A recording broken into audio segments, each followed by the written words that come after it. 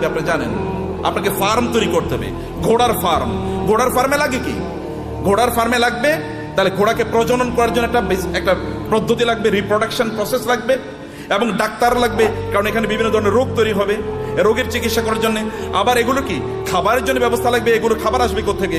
আরেকটা ইন্ডাস্ট্রি তৈরি হবে, যেমন এখন ফিশ ইন্ডাস্ট্রি তৈরি হবে। আবার এগুলোকে বিক্রি করার জন্য বাজার তৈরি হবে, মার্কেট প্লেস, বিশাল মার্কেট প্লেস, এবং সেখানে আবার কি ক্রেতা লাগবে, বিক্রেতা লাগবে, সেখানে আপনার ট্রেডার লাগবে, যারা ট্রেডিং করবেন এরকম লোকেরা লাগবে, যারা উৎপাদন করবে তারা লাগবে। আবার এদেরকে লালন পালন করার জন্য এই ঘোড়াগুলো একদল প্রশিক্ষিত লোক লাগবে, যারা সার্ভিসম্যান, যারা সার্ভিস দেবেন। আবার এদেরকে মার্কেটে নিয়ে যাওয়ার জন্য একদল আপনার এজেন্ট লাগবে, অথবা আপনার যেমন এখানে এজেন্সি নিয়ে আপনার কাজ করছেন, এরকম আলাদা কিছু লোকেরা লাগবে যারা এগুলো নিয়ে যাবে, এবং এগুলো তারা মার্কেট প্লেসে ব্যবহার করবে। ফলে আপনি যখনই আল্লাহ তাআলা বলেছেন যে আপনি ঘোড়ার আস্তাবল তৈরি করেন, ফার্ম তৈরি করেন, ফার্ম তৈরি করা মানে হচ্ছে বিশাল ইন্ডাস্ট্রি তৈরি করা। এবং এই ইন্ডাস্ট্রির কথা মুসলমানরা বুঝেছেন।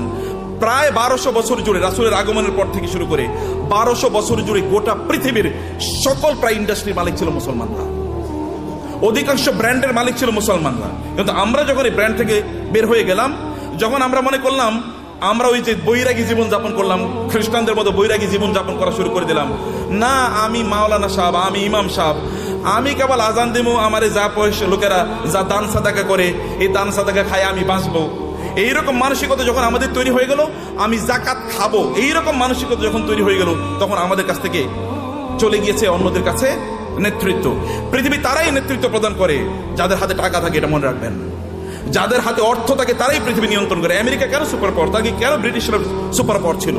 কেন ফ্রান্স সুপার পাওয়ার? কেন ইউরোপ সুপার পাওয়ার? অথবা কেন এখন চায়না সুপার পাওয়ার হয়ে যাচ্ছে? কেন ইন্ডিয়া সুপার পাওয়ার হয়ে যাচ্ছে? আমরা কেন হতে পারছি না? It is only because we don't possess money, property. সম্পদ আমাদের কাছে নাই, টাকা আমাদের কাছে নাই। আমরা ভিক্ষা করলে ওদের কাছে ভিক্ষা করা লাগে। বাংলাদেশের উন্নয়নের জন্য টাকা আসে কোত্থেকে? আমেরিকা থেকে, ইউএস থেকে, অথবা ইউএসএইড দেবে, ইউএন দেবে, অথবা ওয়ার্ল্ড ব্যাংক দেবে ইত্যাদি। ওগুলো কি আমাদের কি দেয়? সাদাকাই তো দেয়। জাকাত মানে জাকাত হতে বা তারা দেয় না, তারা সাদাকা দেয়, তারা চ্যারিটি করে, তারা দান করে আমাদেরকে।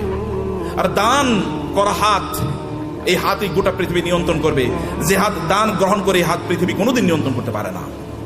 আল্লাহ সুবহানাহু ওয়া তাআলা কোরআনে উল্লেখ করেছেন যে আমরা যেন আকিমুস সালাতা আতুজ যাকাতা, নামাজ পড়ো, যাকাত খাও। বুঝেন না আপনারা এখনো? আল্লাহ কি বলেছেন? নামাজ পড়ো, যাকাত খাও, নাকি? কেন বুঝেন না? কথা বলছেন না কেন? আপনার এতগুলো লোক, কোন আওয়াজ নাই। নামাজ পড়ো, যাকাত খাও। নামাজ পড়ো, তোর যাকাত কবে দেবেন আপনি? আপনাকে যাকাত দেওয়ার মতো সম্পদের মালিক হওয়া লাগবে। আল্লাহ বলেছেন প্যারালাল। আপনি নামাজ পড়তেছেন,